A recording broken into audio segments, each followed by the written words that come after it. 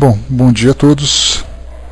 Hoje a gente vai fazer o estudo do nosso livro Vinha de Luz, o texto de número 134, alfaias. E alfaias nada mais são do que enfeites, adornos, esses objetos de móveis, né, que nós utilizamos em nossas casas para dar a elas uma aparência agradável aos nossos olhos. Isso, né? Esses badulaques que a gente usa para fazer ali os nossos mimos domésticos. E nesse nosso texto de hoje, Emmanuel separou uma mensagem do Evangelho de Lucas, capítulo 14, versículo 31, em que ele faz para nós uma menção a uma passagem em que Jesus diz que haverá uma grande mudança no nosso mundo no dia em que houver a chegada, a manifestação do Filho do Homem, como ele se intitulava. E essa manifestação, hoje, as pessoas que praticam as religiões tradicionais esperam uma manifestação física, sua presença aqui no mundo de novo, aquele retorno prometido que todos anseiam, né, com tanta vontade. Mas a gente lembra que essa manifestação ela vem através das mensagens, vem através do esclarecimento, vem através da mudança de comportamento. E nessa manifestação, a partir dela, que é exatamente a proposta do mundo espiritual de promover uma grande renovação aqui no nosso mundo, ele diz no versículo 31, então, que naquele dia, quem estiver no telhado, tendo as suas alfaias em casa, não desça a tomá-las.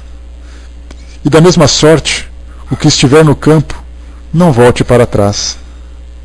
Qualquer que procurar salvar a sua vida, perdê-la-á, e qualquer que a perder, salva-la-á.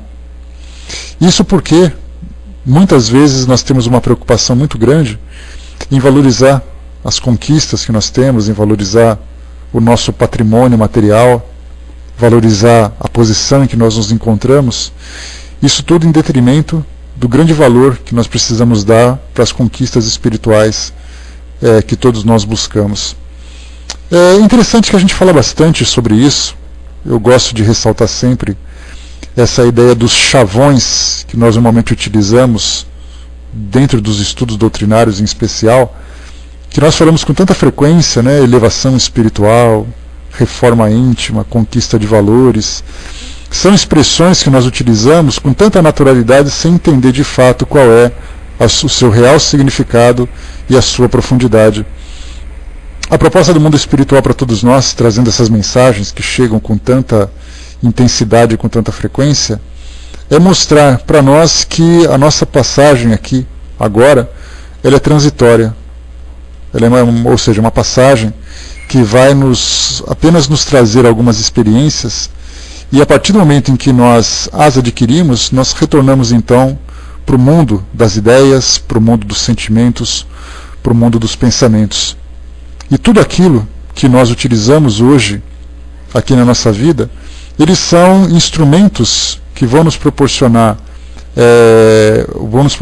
oportunidade de construção, oportunidade de reforma. São objetos que vão nos dar sustentação para o trabalho moral que nós precisamos realizar. Pelo fato de nós vivermos a nossa vida, aqui vida material, sempre olhando para o mundo espiritual, esperando chegar o momento em que nós alcançaremos os planos superiores com todas as pessoas que nós amamos, para poder conhecer ali as revelações que esse mundo nos reserva, a gente olha para aquele mundo, mas ainda com os pés, não apenas com os pés no chão no sentido de realidade, mas com os pés atolados nesse mundo, como se essa fosse a nossa realidade, como se essa fosse a nossa destinação. E aqui então Jesus coloca para nós nessa passagem que no dia em que houver, o dia que chegar, o dia em que nós tivermos que retornar a esse mundo espiritual, aqueles que voltarem para sua casa para pegar ali os seus objetos, para pegar ali as suas quinquilharias, vão acabar se perdendo.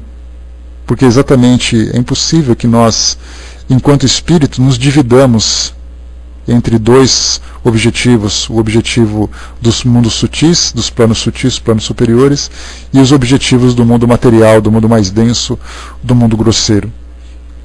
Antes da gente começar a fazer a leitura aqui do nosso livro, agora pela manhã, bom dia pessoal que chegou, agora pela manhã eu e a Evaninha fazemos aqui a nossa reunião, digamos assim, a nossa preleção, o nosso mini evangelho, e nós estudamos aqui o livro Jesus no Lar. E numa dessas lições, na lição de hoje em especial, ela vem exatamente trazendo uma ilustração. A gente lembra que Neio Lúcio, quando trouxe para nós esse livro, através do Chico, lembrando que Neio Lúcio é o nome, né, é o pseudônimo utilizado, para um dos amigos familiares do Chico, na época em que ele prestava os serviços do Ministério da Agricultura, ou da Secretaria de Agricultura, numa das fazendas lá em Minas Gerais. E aí, então essa mensagem ela diz o seguinte: a lição do essencial. Eu queria só fazer a leitura dela porque ela é bem interessante, porque ela ilustra bastante aquilo que nós vamos conversar hoje, ou que nós já estamos conversando. E ela diz o seguinte para nós, né: discorriam os discípulos entre si quanto às coisas essenciais ao bem-estar, quando o Senhor, assumindo a direção dos pensamentos em dissonância, acrescentou: é indispensável que a criatura entenda a própria felicidade para que não se transforme, ao perdê-la, em triste fantasma de lamentação. Longe das verdades mais simples da natureza, mergulha-se o homem na onda pesada de fantasiosos artifícios, exterminando o corpo e a vida através de inquietações desnecessárias. E como quem recordava incidente adequado ao assunto, interrompeu-se por alguns instantes e retomou a palavra comentando: ilustre dama romana, em companhia de um filhinho de 5 anos, dirigia-se da cidade dos Césares a Esmirna, em luxuosa galera de sua pátria. Ao penetrar na embarcação, fizera-se acompanhar de 2 escravos, carregados de volumosa bagagem de joias diferentes. Colares e camafeus, braceletes e redes de ouro, adornados com pedrarias, revelaram-lhe a predileção pelos enfeites raros. Todo o pessoal de serviço inclinou-se com respeito ao vê-la passar, tão elevada era a expressão do tesouro que trazia para bordo. Tão logo se fez o barco ao alto mar, a distinta senhora converteu-se no centro das atenções gerais. Nas festas de cordialidade era o objetivo de todos os interesses pelos adornos brilhantes com que se apresentava. A excursão prosseguia tranquila, quando em certa manhã ensolarada apareceu o imprevisto. O choque em traiçoeiro Recife abre extensa brecha na galera e as águas a invadem. Longas horas de luta surgem com a expectativa de refazimento. Entretanto, um abalo mais forte leva o navio à posição irremediável e alguns botes descidos são colocados à disposição dos viajantes para os trabalhos de salvamento possível. A ilustre Patrícia é chamada à pressa. O comandante calcula a chegada a Porto Próximo em 2 dias de viagem arriscada, na hipótese de ventos favoráveis. A jovem matrona abraça o filhinho esperançosa e aflita. Dentro em pouco ela atinge o pequeno barco de socorro, sustentando a criança, e pequeno pacote em que os companheiros julgavam trouxesse as joias mais valiosas. Todavia, apresentando o conteúdo aos poucos irmãos de infortúnio que seguiam junto dela, exclamou: meu filho é o que eu possuo de mais precioso, e aqui tenho o que considero mais útil. O insignificante volume continha 2 pães e 10 figos maduros, com os quais se alimentou a reduzida comunidade de náufragos durante as horas aflitivas que os separavam da terra firme. O mestre repousou por alguns segundos e acrescentou: a felicidade real não se fundamenta em riquezas transitórias, porque um dia sempre chega em que o homem é constrangido a separar-se dos bens exteriores mais queridos ao coração. Os loucos se apegam a terras e moinhos, moedas e honras, vinhos e prazeres, como se nunca devessem acertar contas com a morte. O espírito prudente, porém, não desconhece que todos os patrimônios do mundo devem ser usados para o nosso enriquecimento na virtude e que as bênçãos mais simples da natureza são as bases de nossa tranquilidade essencial. Procuremos, pois, o reino de Deus e sua justiça, tomando a terra o estritamente necessário à manutenção da vida, e todas as alegrias ser-nos-ão acrescentadas. Então aqui a gente viu nessa passagem a conquista da felicidade. E aqui então o que nós complementamos com o estudo de hoje não é apenas a preocupação que nós temos no momento em que nós vamos nos separar desse patrimônio material que para nós nos serve de instrumento temporário de construção. Mas a questão fundamental é que mesmo com essa separação, como nós reagiremos ou como nós reagiríamos diante dessa perda? Porque para nós vai ser simplesmente o empréstimo que foi retirado, já que ele não nos pertence. Ele apenas ali está à nossa disposição para usufruto no momento em que nós estamos aqui nesse nosso mundo. Então existe uma diferença significativa, como a gente sempre ressalta, entre aquilo que para nós proporciona felicidade e aquilo que para nós proporciona conforto. Pelo fato de nós vivermos a nossa vida física ainda muito preso nesses valores que o mundo oferece para todos nós, e infelizmente é assim, eu comentava com a Vaninha que nós somos seres que dependemos de uma vida comunitária. Então nós precisamos uns dos outros para poder nos dar sustentação material, sustentação emocional, sustentação psicológica, seja lá como for. E precisando uns dos outros, a gente sempre se busca em comunidades. Só que a gente lembra sempre que essas comunidades acabam desenvolvendo tendências e desenvolvendo valores que muitas vezes, pelo fato de sermos espíritos ainda materializados, desenvolvemos os nossos valores também sustentados pelo patrimônio material, pelos objetos, por aquilo que é físico. E aí então, como a maioria se comporta dessa forma, aquela minoria que não deseja necessariamente viver apegado àquilo, se sente impulsionada a acompanhar aqueles que compõem a maioria. Então, se todo mundo tem determinado tipo de telefone, determinado tipo de carro, determinado tipo de roupa, todo mundo tem que se vestir dessa forma, todo mundo tem que comprar esses objetos para poder acompanhar aquilo que a maioria faz, porque é uma tendência natural do ser humano, por ter uma característica, uma personalidade dessa natureza, buscar a sua aceitação diante do grupo. Então, se hoje a nossa sociedade impõe para nós determinados tipos de comportamento, determinado tipo de tendência, é muito natural que nós busquemos fazer a mesma coisa que todo mundo, mesmo que muitas vezes nós não tenhamos condições confortáveis para adquirir esse patrimônio. Então, se a gente não tem, a gente ambiciona ter. E essa necessidade de ter e não se satisfazer, ou ter alguma coisa e se apegar a ela, é a razão para nós, em vez de felicidade, de extrema infelicidade, de um extremo desconforto emocional, porque a gente nunca sabe quando a gente vai perder, ou nunca sabe se por acaso a gente vai conseguir. Né? Então nós temos ali, de todas as faixas etárias, desde as crianças que são condicionadas a ter as coisas, até nós que somos já adultos, maduros, senhores de si, donos do próprio nariz, digamos assim, nós temos ali liberdade para poder ter e comprar e adquirir. A gente sempre busca aquilo que a maioria acaba expondo, que a maioria acaba oferecendo.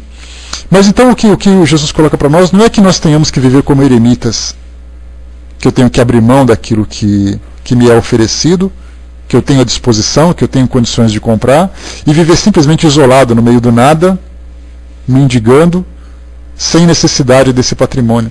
A questão não é o utilizar, é a forma como nós utilizamos e o valor que nós damos para aquilo. Porque muitas vezes nós, como vimos aqui no caso dessa história que eu acabei de ler para vocês, uma pessoa que tem patrimônio, uma pessoa que tem condições de ter ali o conforto, de ter as suas joias, que foi ali trazido nessa história, todo mundo começou então a analisar as suas características, a sua personalidade, por aquilo que ela ostentava exteriormente.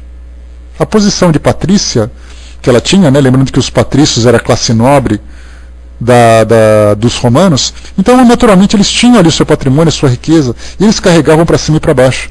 Mas no momento em que o navio começou a afundar, ela teve que fazer escolhas. E aí, então, nessa história que foi contada para nós, ela valorizou, em primeiro lugar, o seu filho, que era aquilo que era mais importante. E segundo, ela valorizou aquilo que poderia sustentá-la nesses dias de dificuldade, até que ela fosse salva. Então, quando ela trouxe aquele pequeno pacote, já foi pensado imediatamente, nossa, ela trouxe as suas joias mais caras porque é mais importante. Sendo que, na verdade, ela trouxe comida para que todos se alimentassem. Então ela vivia naquele conforto que a sua posição oferecia, mas ela tinha ali o equilíbrio para poder selecionar aquilo que era realmente importante para ela, aquilo que era útil e aquilo que era fútil. E nessa mensagem, que no Evangelho de Lucas, nós temos naquele dia, quer dizer, no dia em que houver aquela seleção, o dia em que houver aquela mudança de condição existencial para todos nós, quem estiver no telhado, ou seja, aquele que já estiver na parte mais alta, já adentrando nessa nova condição, aquele que voltar por causa desses objetos, desses adornos de sua casa, não desça a tomá-las porque vai se perder. Então, no momento em que nós estivermos ali nos preparando, e nós já estamos nesse processo, a gente lembra que o processo de elevação espiritual não se dá apenas no mundo espiritual, ele se dá também agora, nesse momento. Nós estamos passando por esse processo, juntamente com os espíritos desencarnados, e a única diferença é o ambiente onde nós nos encontramos. As lições que eu tenho que aprender dizem respeito a esse mundo físico, onde os estímulos são mais grosseiros e eu preciso desses estímulos. No mundo espiritual, os estímulos são mais sutis e as lições são diferentes. Então, não importam quais sejam as lições, o objetivo é o mesmo para todos. Então a gente fica assim, olha, quando nós chegarmos no mundo espiritual, nós vamos começar o preparo para poder ali modificar para o nosso mundo de regeneração, toda aquela expectativa que nós temos em torno dessas ideias, dessas revelações. Mas na verdade nós já estamos passando por isso. Então o apego que eu tenho com relação às coisas materiais me distancia cada vez mais do mundo moral. Porque quando eu valorizo um objeto que eu tenho, eu sou capaz de agredir qualquer pessoa que ameace me tirar aquilo que é importante para mim. Então é importante aquilo que eu tenho, não que eu não tenha que zelar. É importante, mais uma vez, a gente destacar isso. Eu não devo simplesmente jogar fora, me descuidar daquilo que eu tenho. É meu patrimônio, eu tenho que zelar por aquilo, eu trabalhei duro para aquilo tudo. Mas o valor moral que eu dou para ele, já coloquei para vocês um exemplo certa vez, que o pai andava com uma criança no carro e a criança bebendo um refrigerante. E de repente, sem querer, a criança derrubou o refrigerante no banco, o pai bateu na criança. Quer dizer, o banco do carro era muito mais importante do que o amor pelo seu filho. E a gente vê que nesses detalhes sutis que nós observamos hoje, através da discussão por causa de um controle remoto, a discussão por causa de uma roupa, uma discussão no trânsito, a gente vê que a vida das pessoas perderam o seu valor, porque nós valorizamos muito mais o ter do que o ser. Acontece o tempo todo, né, Julinho? A gente vê isso, basta você ligar a televisão, você percebe que pessoas estão matando por causa de objetos. Teve um assalto numa farmácia, onde uma jovem foi executada por um assaltante. Vemos ali no trânsito um jovem que, em busca dos prazeres e das sensações, bateu o seu carro e atropelou um inocente. Vemos isso o tempo todo. Mas a gente se pergunta, mas por que há esse desequilíbrio no nosso mundo hoje, onde a violência, onde as pessoas estão muito mais preocupadas com a posição e com o seu patrimônio do que com as relações? Exatamente porque nós não entendemos ainda que nós somos espíritos. E que nós temos que cuidar daquilo que nós temos à nossa disposição. Afinal de contas, nós somos, nesse caso, digamos assim, os responsáveis por esse patrimônio. Quer dizer, nos foi oferecido, olha, eu vou te dar essa condição, esse trabalho, esse objeto, isso e aquilo, para que você cresça espiritualmente. E depois você vai ter que devolver para o seu verdadeiro dono, que a gente sabe que Deus é dono de tudo. Não tem um dono, uma outra pessoa que é a dona, porque ela é tão usufrutuária quanto eu. Então, quando a gente fala assim quando eu valorizo demais aquilo que eu tenho e não aquilo que eu sou, eu acabo perdendo a minha característica, ou seja, distorcendo a minha própria personalidade. Deixa eu voltar aqui para vocês. Tá aqui, o César colocou, né, aqui no condomínio teve uma época que proibiam as crianças de brincarem no pátio com bola, pois a bola batia nos carros, né? Fiquei tão indignado que fiquei chutando a bola no meu carro de propósito, né? Mas o detalhe, César, a gente lembra sempre que o importante é sempre o meio termo. Se por acaso você tem o seu patrimônio e por negligência as pessoas chutam bola no seu carro, o importante é que o condomínio providencie um local onde não provoca esse tipo de dano. Porque entre o desapego e a irresponsabilidade, a gente tem que encontrar um meio termo que beneficie a todos. Agora sim, a questão é de que forma que isso é feito. Né? As crianças devem ter liberdade para brincar, mas os donos dos automóveis também devem ter o seu patrimônio resguardado. Então essa discussão saudável que precisa, olha, vamos sentar e vamos... Você era meio revoltado, né? Tá certo.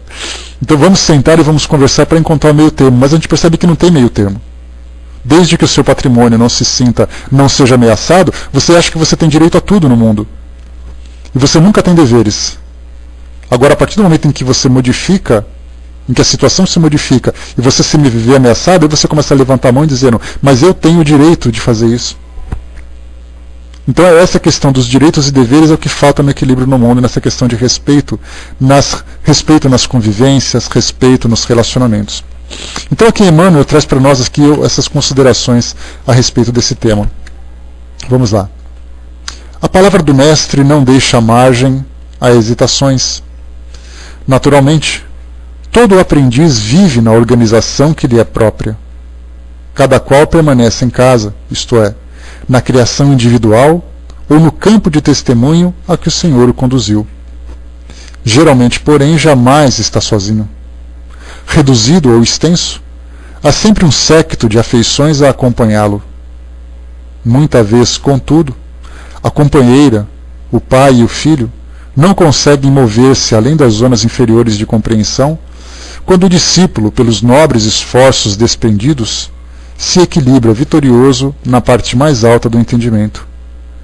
Chegados a semelhante situação, muitos trabalhadores aplicados experimentam dificuldades de vulto.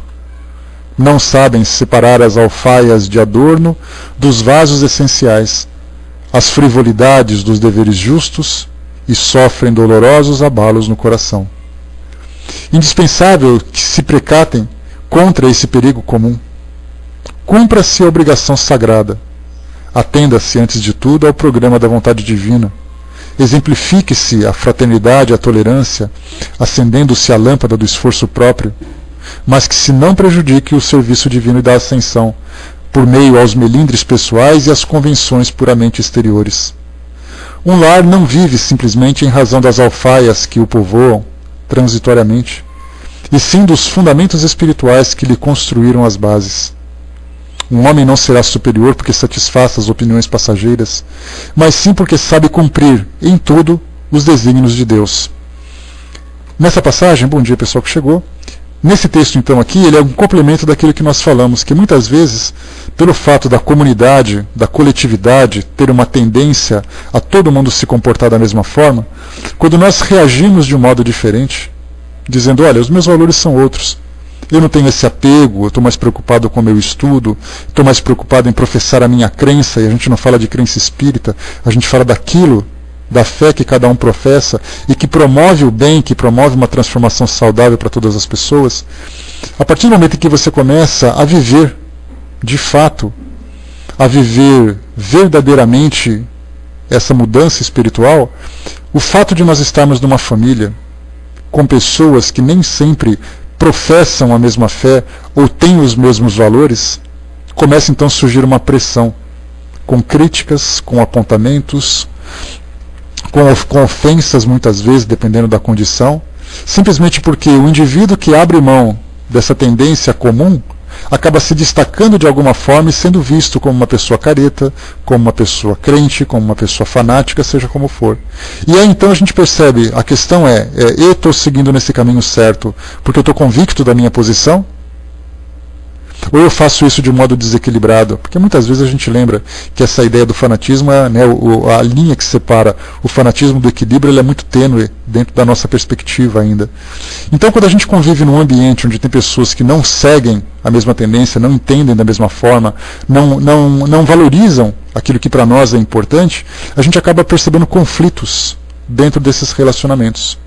Não são raras as situações em que uma pessoa que se sente feliz vivendo aquilo. Olha, eu gosto de ir para aquele lugar, eu gosto de viver dessa forma, eu gosto de ficar resguardado, não gosto mais de ir para as festas que todo mundo ia, não valorizo aquilo que você possui, então as pessoas começam a excluí-la de alguma forma.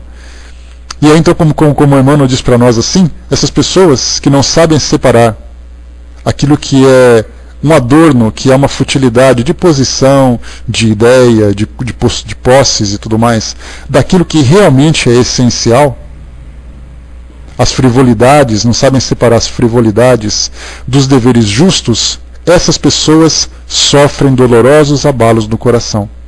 Emmanuel já previa, e não só uma previsão, mas uma constatação, porque é assim que funciona. E é importante que a gente se precavenha dessa fragilidade moral em que nós nos encontramos, porque o objetivo de nós estarmos aqui nesse trabalho, nesse processo, é um crescimento moral. E as conquistas que nós valorizamos são conquistas pessoais, são conquistas que para nós são importantes, mas para as pessoas não.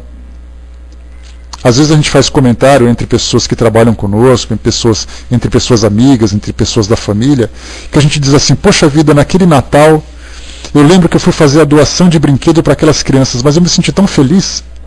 Aí as pessoas olham para você e falam, ah, tá. Aí a gente fica decepcionado, porque espera que elas compartilhem conosco o mesmo valor. Ou então quando chega em casa, olha, eu fui participar de uma atividade lá no Centro Espírita, e tinha um palestrante que era maravilhoso, eu saí de lá assim iluminado.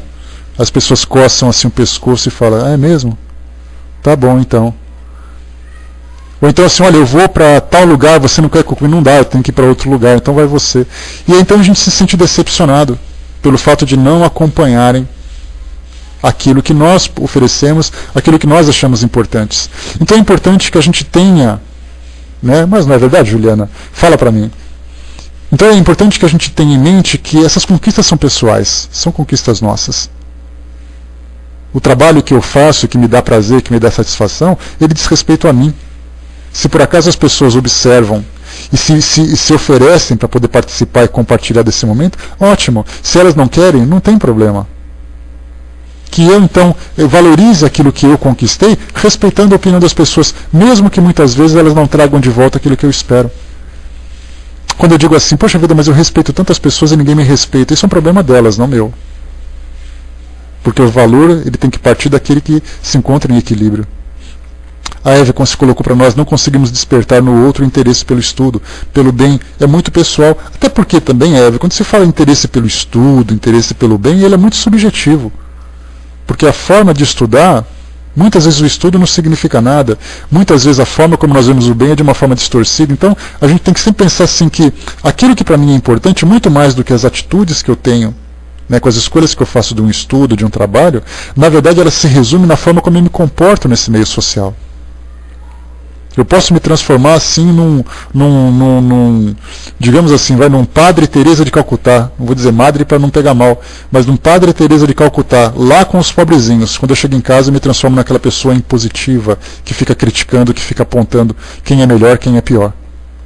Então não adianta, a gente lembra que quando a gente faz uma proposta de transformação, ela deve ser uniforme. Não importa onde você esteja, o equilíbrio tem que permanecer. Mas isso diz respeito a mim.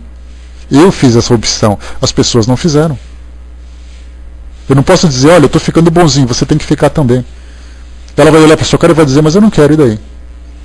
Aí a gente vai começar a criticar, porque você é isso, porque você é aquilo. Toda aquela nossa nobreza caiu por terra. Porque eu simplesmente saí da minha condição de equilíbrio, me desequilibrei apontando no outro aquilo que ele não quer fazer. Mas se ele não quer fazer, é problema dele.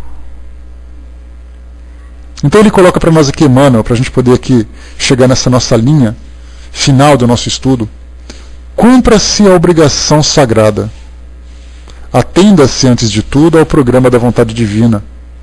Exemplifique-se a fraternidade e a tolerância, acendendo-se a lâmpada do esforço próprio.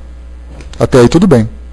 Então ele fala, você tem que cumprir a obrigação sagrada, cumprir a sua proposta filosófica da sua filosofia de vida, você tem que fazer aquilo que é importante no trabalho que você abraçou, na sua obrigação, nas suas responsabilidades, tudo bem.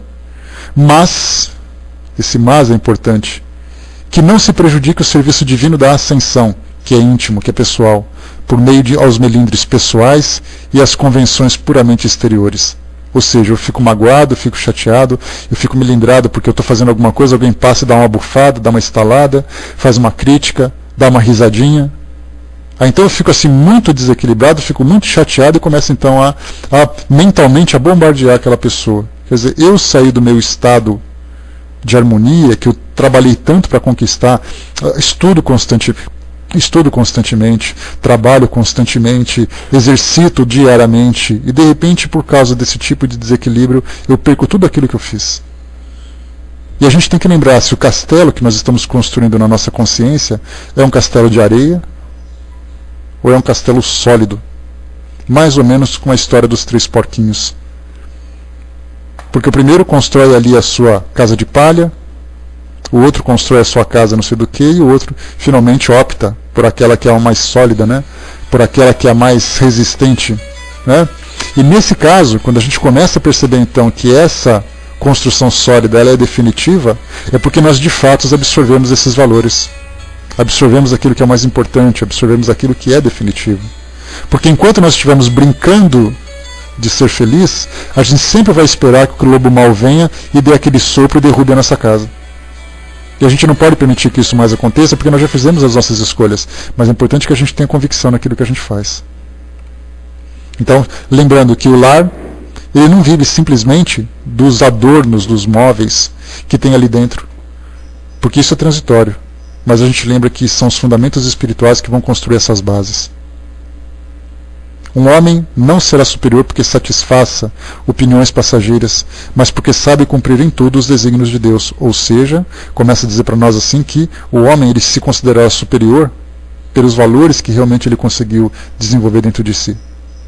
E conseguiu cumprir aquilo que de fato ele abraçou. Porque nós todos nos colocamos como discípulos, seguidores de um mestre.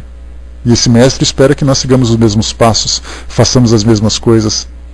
E é muito difícil, não negamos a dificuldade, porque a gente lembra nas passagens do Evangelho que até mesmo os discípulos passavam por essas situações de vacilação, de dificuldade, de fraqueza moral.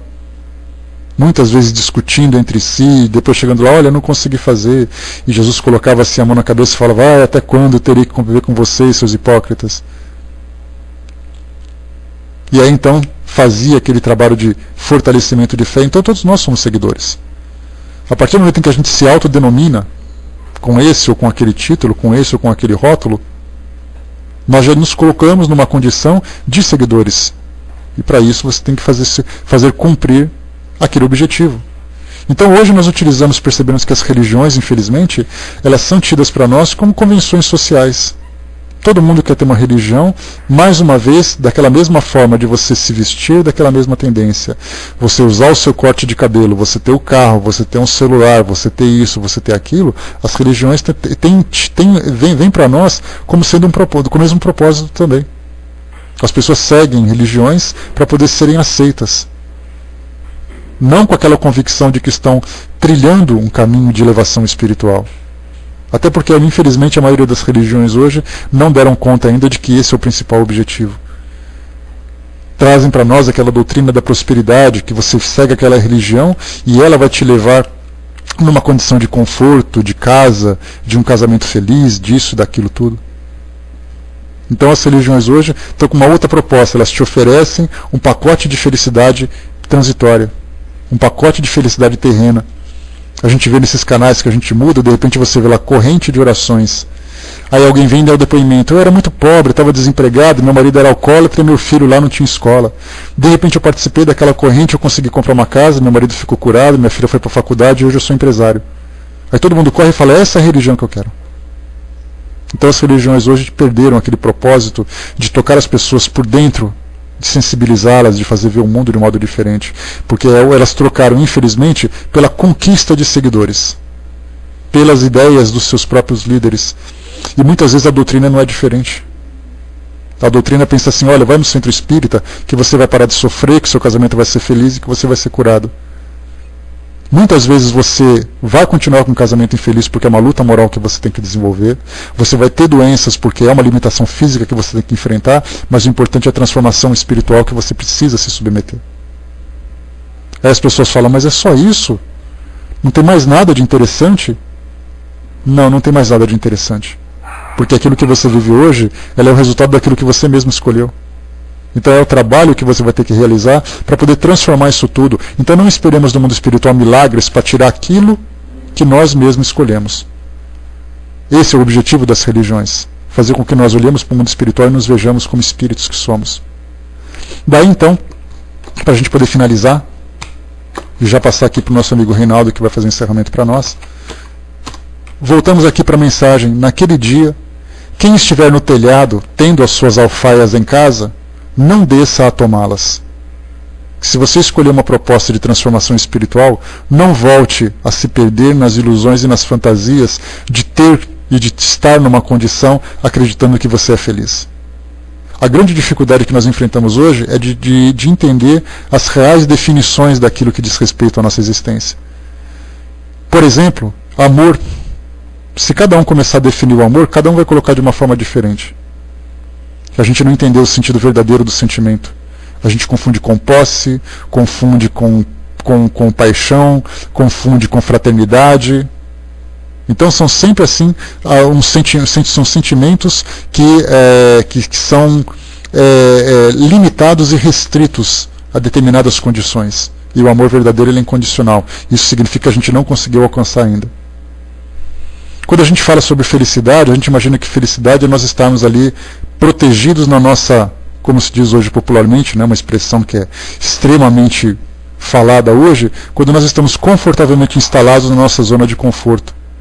Eu estou feliz porque eu tenho um bom salário, eu estou feliz porque eu tenho aquilo que eu preciso, eu estou feliz porque eu estou viajando o tempo todo, eu estou feliz porque eu sou reconhecido pela minha importância, mas eu penso assim, mas e se tirar tudo isso de mim, eu continuo sendo feliz? Ah não, aí eu vou viver eternamente infeliz. Então significa que a gente não conseguiu conquistar de fato aquela felicidade íntima para todos nós. Então amor, felicidade, virtudes, caridade, fraternidade, são ainda valores que nós estamos aprendendo a sua real definição. E depois que a gente entender essa sua realidade, aí então a gente vai entender como ela funciona de fato. Faz parte desse aprendizado. Não vai ser de uma hora para outra. Não adianta você pegar uma criança e começar a ensinar trigonometria para ela, porque ela não vai entender se por acaso ela ainda está naquela condição de operações matemáticas da aritmética básica. Não adianta a gente querer saltar etapas. Nós estamos na etapa do aprendizado. Depois nós vamos entrar na etapa do exercício. E depois nós vamos entrar na etapa da exemplificação de fato. Mas a gente tem que persistir. Olhar para aquele objetivo e dizer assim, é para lá que eu quero seguir. Então eu vou seguindo, galgando ali, saltando os obstáculos, contornando as dificuldades, sofrendo as intempéries do caminho, mas eu quero chegar até lá, porque eu me coloquei nessa condição. Esse é o objetivo final para todos nós. Então, meus amigos, fechando por aqui o nosso estudo, eu vou passar para o nosso amigo Reinaldo para fazer aqui a nossa prece final, para podermos concluir o nosso trabalho, esperando que nosso bate-papo de hoje tenha sido de alguma forma produtivo, para a gente poder olhar a nossa vida e aquilo que está à nossa volta de um modo diferente.